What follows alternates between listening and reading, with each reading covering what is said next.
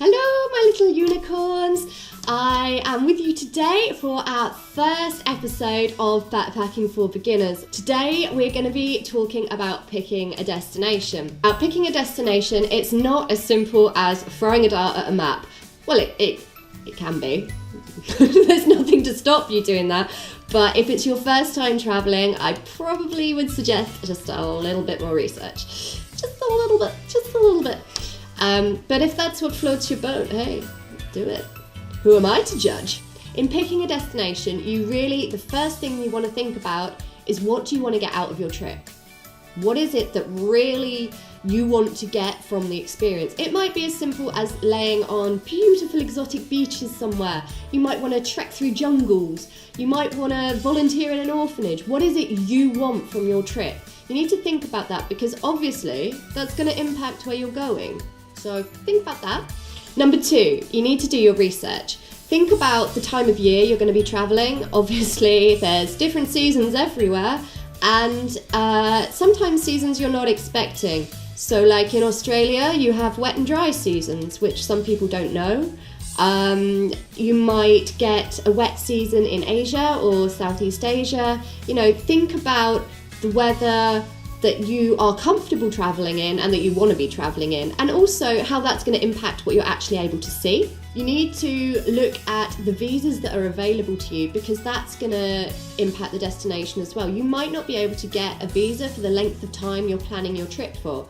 For example, you can do up to 2 years working holiday in Australia, New Zealand. Obviously, I'm speaking from a UK perspective. Check it out for your country if you're not from the UK. And some other countries will only allow you a 30-day tourist visa. So think about the length of time you want to travel and the visas that are available to you, depending on your home country for that. What else do you need to research? You may want to think about things that is going to affect how comfortable you'll feel with your travels. So maybe if it's your first time away, you want to go to a country that speaks your native language or your second language, if you are wonderful and multilingual, like I'm sure some of you are. So think about things like that. And don't forget the cost. The cost is going to impact upon where you go.